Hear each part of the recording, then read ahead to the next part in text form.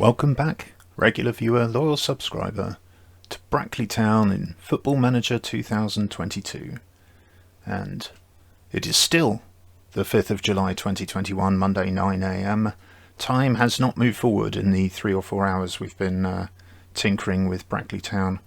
In summary, we've gone through reviewing our club a little bit, looking at our backroom staff who are going to be supporting me, checking out and sending out recruitment offers to a number of new members of staff, sorting out our coaching allocations, looking at the team in terms of strengths and weaknesses compared to the rest of our division, setting out our initial tactic, sorting out our set piece drills, and now we're going to have a quick look at our training before we start moving into the run-up to our first friendly between our first 11 and any kind of secondary members of staff or people hanging around the clubhouse we can find.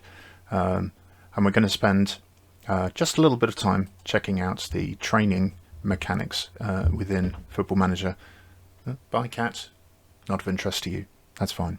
So training in this engine is built around a set of sessions which span a week, and each day is split into 2 sessions and then perhaps extracurricular activities as well outside of the normal working day, and the impact of a particular day is assessed in terms of the intensity, which is an amalgam of the chance that somebody will get injured during training, the impact it has on that player's tiredness and overall condition, as well as perhaps the positive impact that training has in terms of their match sharpness and happiness.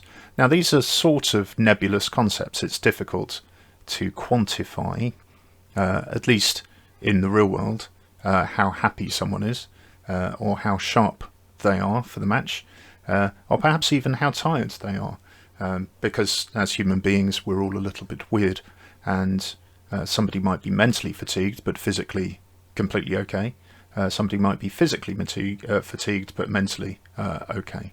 Although, just for the sake of abstraction, we're just going to be looking at these 5 conditions in the overall as an intensity of the workload.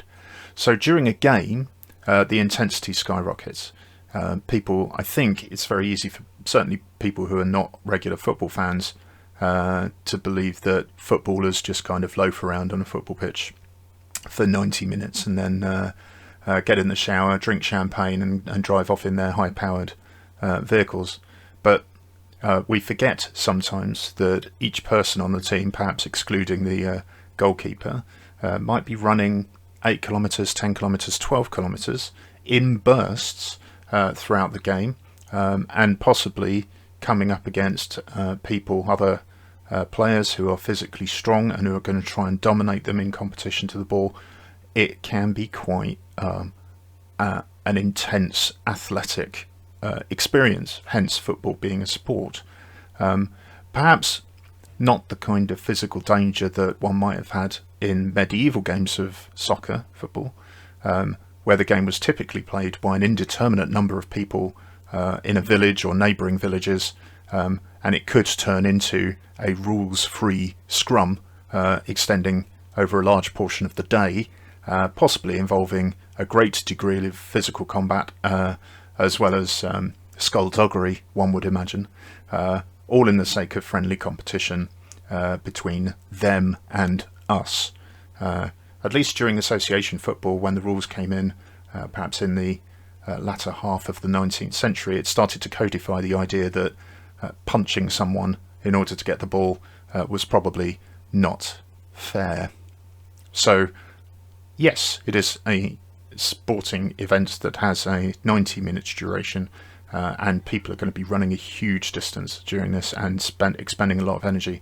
So there will be a need to rest the players immediately after a football game, and maybe manage the intensity of the training in the immediate run-up to the game to make sure that they're not exhausting themselves on pre-match preparations before they actually go into a match. But otherwise, we'll be anticipating perhaps one game during a working week. There is the chance of a second game during the working week, which is a factor of congestion within the diary. Matches will get cancelled, postponed and moved around, and various competitions, if we progress in cup competitions, will mean inserting games into our schedule, which means moving other games. So we might end up with, back-to-back games during the season. We're going to have a look at training. Now, one of the problems of running a part-time team is that the vast amount of these days, 4 days in the week, are unavailable to us. Our players and the coaching staff often have second jobs or perhaps first jobs, and football to them is a part-time activity, and that is going to reduce the amount of training flexibility we have to simply 3 days. And of course, on a match day, we can only really have the match in here. There might be travel to and from a match if it's an away game, or we can afford the players a bit of rest if it's a home game. So that does severely restrict the amount of training we can put together, and of course the quality of that training is going to suffer as a result, because we have no control over what goes on in these days. So they're given a kind of an impact on the individual, who might be a plumber, a lawyer, accountant, or whoever, which is, perhaps a third of the intensity. So there still might be a benefit for us giving them rest over a period of days, but that might only have an impact when they're actually scheduled to do some training. The first thing to note in our training schedules actually sits here in the rest component. We have our intensity scheduling, which is a way of automatically setting our intensity and rest based on player condition. So rather than just putting in a blanket policy of providing normal intensity all the time, we have set up here that if somebody is in very poor condition, either unfit or not very well, that we give them a bye. They don't have to attend any pitch or gym work during the week. As they get better, through poor stages, as their condition improves, then we can perhaps bring them onto half training, and then they hit normal training for the rest of the time. Now, if we're a semi-pro team, as we are, but we have ambitions to go places, we might take the decision to increase to double intensity, because we've only got 3 days out of 7 to do training. We might, particularly in pre-season where we're trying to build our team's fitness and strength and what have you, decide to increase the intensity at the top end. So if our team's condition, as it is at the moment, is in peak, we might double the training load on them, and see if any of the members of the team start to squeak that it's too much.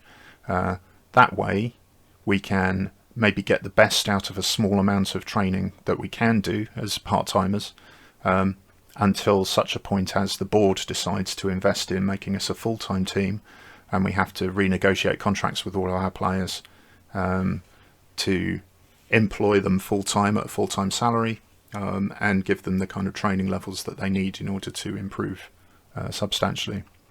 So that's something we might want to do now, but in terms of the setting the schedules out, we can create our own schedule for pre-season, which is the bit of time before our official matches in the league happen. We can create our own, and here we get a blank week and a list of potential training courses that we can slot into each one of these blocks of time. So if we have a look as an example at attacking, patient attacking, which is really the way that we play at the moment with our tiki-taka style, we can see that this particular training block has a primary focus which involves our attackers, so everybody who's in our block of attacking players. 60% of the benefit of the training will go towards that group of players, and it will affect these attributes, giving them a little bit of a positive boost. It will also improve the familiarity they have with the passing style and with the creative freedom that we've got set within our tactic. It makes them slightly happier. It makes the team slightly more coherent, with a minor impact on the chance of injury and a minor impact on the chance of their condition. The defensive unit, which are the players who aren't in the attacking unit, still get benefit, perhaps not as great a benefit as the attacking players, but their marking, tackling, aggression, anticipation, decisions, and positioning, so some good defensive attributes become more boosted. Again, they gain tactical familiarity with passing style and creative freedom within our tactic, and it has this impact on their happiness, cohesion, injury, and condition. There is a tertiary group in here, which are our goalkeepers, because they're involved in the training as well. Again, like the defenders, they're only getting 20% of the benefit of this training on some of their goalkeeping attributes. And you can see that if we want to boost our familiarity as a team with our passing style and creative freedom, this is the training module to insert in one of these 6 optional slots. But that's not the only thing we need to be doing in our training regime. In terms of our pre-season, we might be more concerned with the sort of gross physical capabilities of our team. So we've noted already that our team are not very good at strength, jumping or heading. So we might want to look at resistance training to boost our strength and jumping reach, for example. It involves all players. They get 100% of this benefit.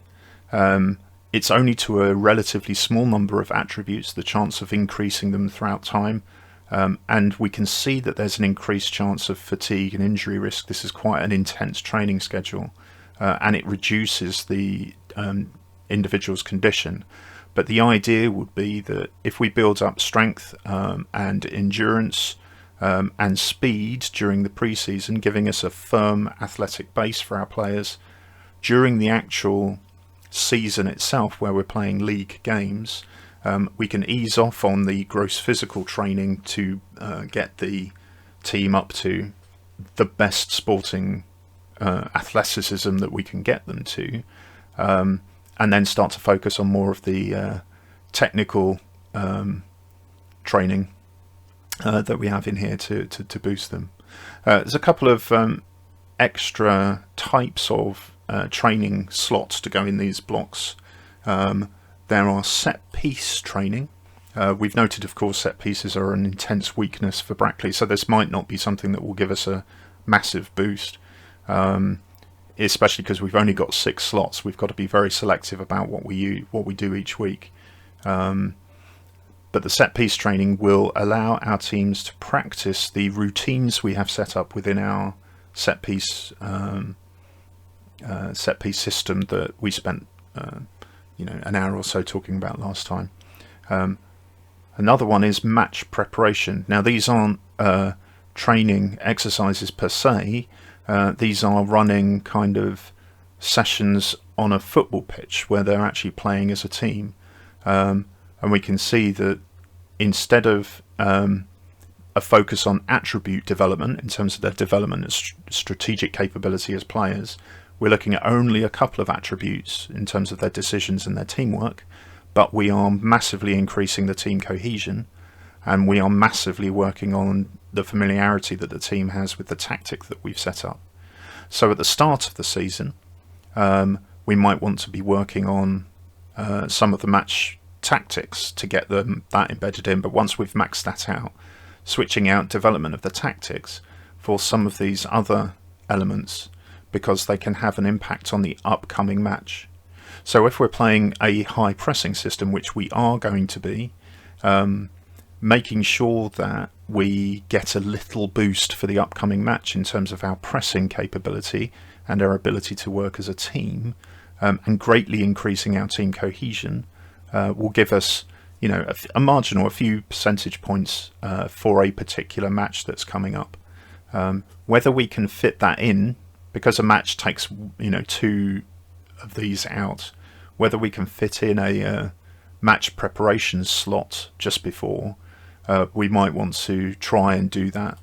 And of those, a full 11-a-side practice match is probably the most generally useful, because then we're looking at all of the tactical familiarities and working on our sharpness, cohesion, and greatly increasing our happiness and readiness for the meal. And the attributes that we're developing then leans on the individual roles that we've set for the players. So individual roles within the team sits here in individual training here. So here we get to see our team, the positions they play in, and alongside the positional training that we have, you can also set a secondary focus. The training intensity is set by what we did in the rest menu. This little circle here just says it's on automatic, so it's based on their current condition. And we can see the overall workload on the individual here. As you add additional foci, as you change their role, make them do other things, that might increase to heavy. And it could be that certain members of the team, based on how their work rate, their determination, and some other hidden attributes, will determine whether they like that, they like being worked hard, they like working hard, or whether they actually shy away from it and start to become unhappy because they're being asked to do too much when they're only playing part-time, particularly if we're not paying them any money whatsoever, forcing them to run a marathon every week and try and work on kicking a ball with the foot that they're not happy with, as well as working on their positional and tactical duties, might just be too much for people, and they become very unhappy and eventually will leave the club if you're not treating them well. So this is to be treated with a degree of caution. As the club becomes full-time and more professional, and the players that you bring in are naturally more athletic, then having high intensity training just becomes a simple decision of is it before a really important match, and do you need to rotate the teams to keep freshness up for a match?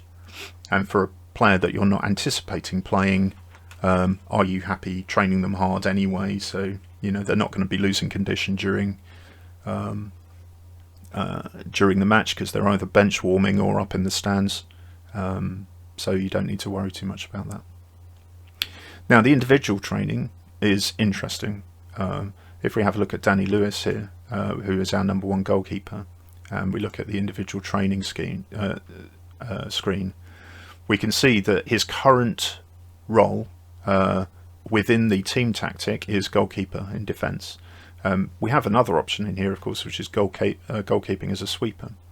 So when we're training him, the game will default to him playing his current position, which will work on a set of stats. So it's this one, and these stats highlighted in green are the ones that might potentially increase due to the training, and we might be happy with that, and that's going to be full well. But you can, if you want to, decide that you want to get a different set of stats being trained. So if we move them up to sweeper, keeper on defend, you can see it starts to increase the breadth of training stats, and you can cycle through some of these as well. So in support and defense, it looks like it's the same thing for a sweeper, keeper, and for attack as well. So it doesn't actually matter what sweeper, keeper variant is, but an attacking midfielder in attack is different to an attacking midfielder in defend.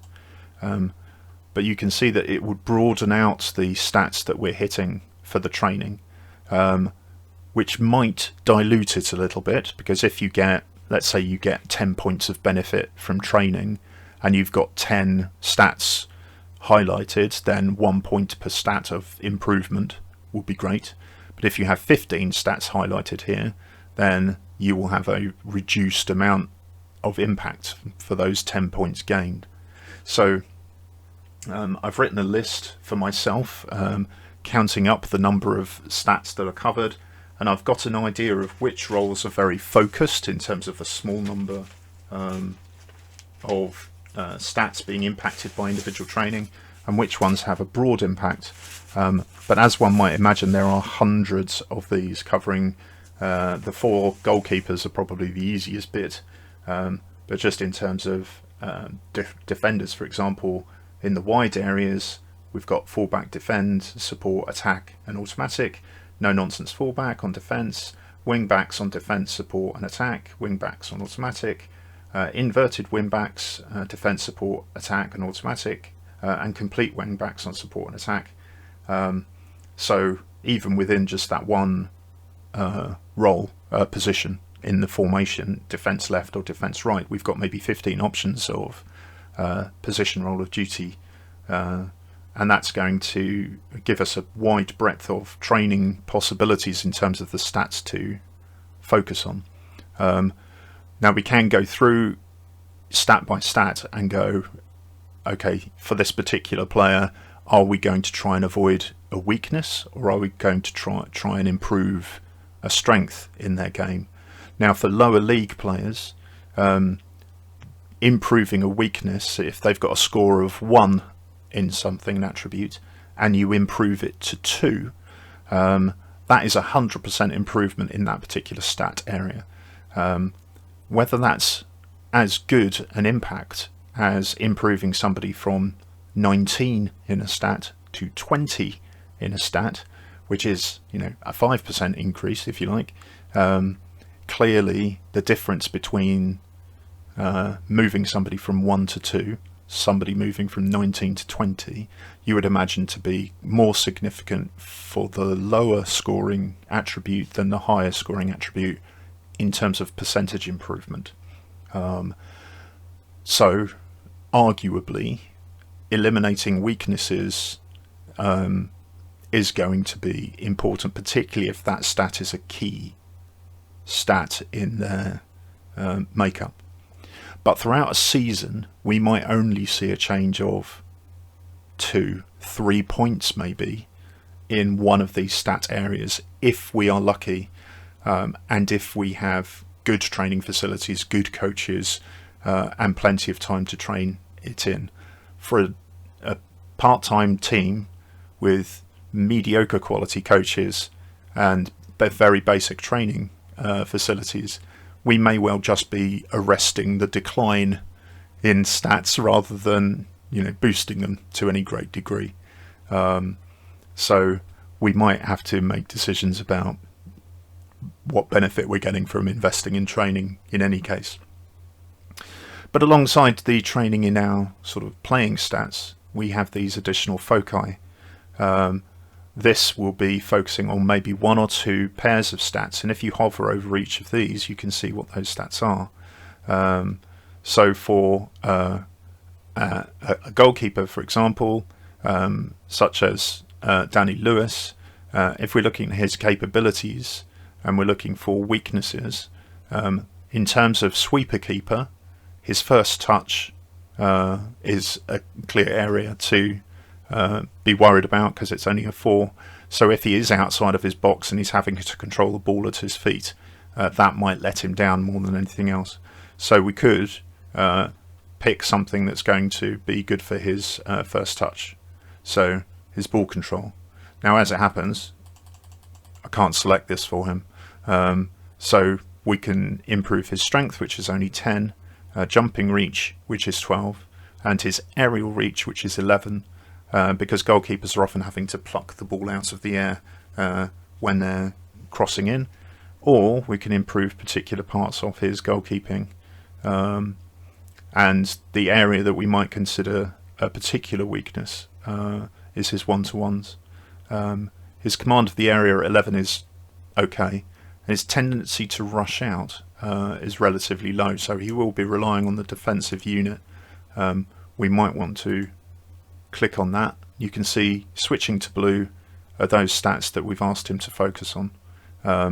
And if we can buff this 1-to-1 figure to get it above 10, just visually I feel a bit happier. Or alternatively, if we don't mind really increasing the training workload, you could try and go back to his some of his other stats, like quickness training. We'll look at his pace and acceleration, which in a goalkeeper may not be as important as they might be for outfield. His agility or balance, his strength, which is very good for goalkeepers. Endurance, stamina, and work rate is definitely not a problem with keepers, because they're not running around all the time. They're not doing 10 kilometers a match, or if they are, that's a very unusual tactic you're working on. Carry on. I'd be very happy to see that. Maybe we'll try that out a bit later on. But anyway, so we've set up the position, role and duty training, which isn't necessarily the position we want them to play in right now, but it just determines how the training points you are building up is spread over the stats.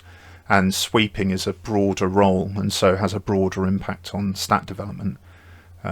The intensity levels are automatic, and it's based on what we set up in the rest. We can start players working on their weaker foot. Again, for a goalkeeper, possibly not as important as it might be for wingers or people in front of the goal, but it does add to the load. And we will gain tactical familiarity depending on the training modules that we put in. But you can see how this player is used to, for example, a very different pressing regime as we're trying to get to. The last thing about individual training are traits. Goalkeepers don't have a large number of traits to look at, so let's have a look at one of our other team members, James Armson. Now, he already comes with a player trait, which is that he likes to run with the ball through the centre, which is a good thing because we've got him configured as an attacking midfielder, and that means his trait is going to make, when he's got a decision to make with the ball, do I pass this to a colleague or do I run with it? He is going to run with it, and rather than running to the outside of the field ready for a cross, he is going to try and penetrate the defence and get a shot off. His dribbling is good for this league division level. His pace is not too bad. He has some technique, reasonable balance. Long shots and finishing are actually strengths for him, and with a degree of flair, he might become a real scoring threat from midfield, making incisive runs through the middle of the pitch to try and get shots on goal. And even if he doesn't score directly, we've got Lee and Bradley hoping to grab onto any rebounds, and Matt and Wes picking up any clearances or half clearances and getting them back into the central two. So that trait is a good one for this particular player. But in our training, if we want him to emphasise particular parts of his play, we can talk to one of our coaches, and let's say it's something along the lines of his movement, for example. There are a large number of trays that you can select, so we might want him to leave his position and move forward in support of the attack whenever possible. So let's suggest this one to the coach. The coach will give you some feedback on whether that's a good idea for a player of his capabilities. So in this case, Andy Thompson has said, actually, James is now over 30 years old. He might be too old to trying to change things.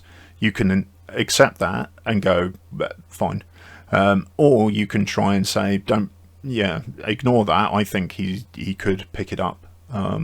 And it's going to be largely based on the player's adaptability, which is a hidden stat, whether they're capable of learning this.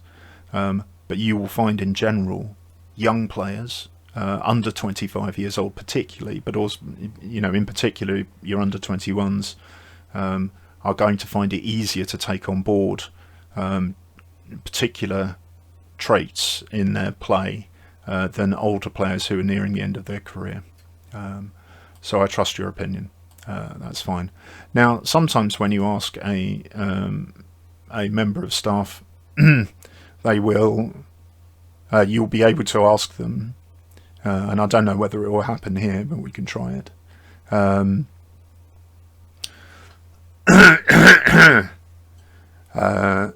So let's see if there's a good one that we might think. Taking fewer long shots? No. Attempt first time shots. You can place it or smash it. Let's see if he'll rifle his free kicks in, because he is our free kick taker, but again, his age is coming up. Okay, don't start the training. Let's pick a younger player. Bradley Rolt is a new star, up and coming. He's only 19 years of age. He's very quick with good finishing.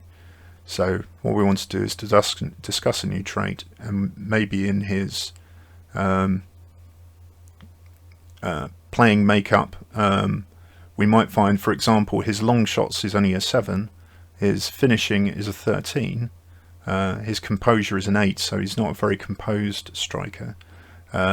So rather than placing the ball, which will require a degree of technique and finesse, we might want him to just blast the ball into the back of the net, let's say. So blast the ball into the back of the net. He thinks it's suitable. He makes sure he's going to work on that immediately. It's a trait that suits good finishers like him. Thanks a lot. Now we see this in green. Over the next few matches, he is going to be working on this. Depending on the player's adaptability, that might become a permanent player trait, and it might improve the number of goals he scores, because rather than trying to use technique and composure to take his time and place the ball carefully, he's just going to rely on his raw finishing talent and just blast it as hard as he can, which I think is going to be good. Anyway, you can see how going through this individual training is going to be important to us, but it's going to take a long time to do it on a video. So I'm going to go through the Brackley team now and spend a bit of time thinking about individual training, and I'll bring you back when I'm done. Or rather, I'll bring you back for the next video, because I've already been talking quite a lot. My mouth is getting dry. Thank you very much for joining me. I hope that was useful, and when we come back, it will be the last bits and pieces that we do before we take on our first match, and we have a look at the team in action on the pitch, and we try and assess how successful some of our decisions have been in terms of playing staff, our tactic, our formation, and we'll get some feedback on individual player performances and start to see how we can tinker and improve with it, as well as setting up some trials for players that we want to recruit to bolster our numbers during this season. So join me then, and I'll speak to you soon. Take care. Goodbye. I fought with lions and wolves, but I've never fought myself before. It's over everything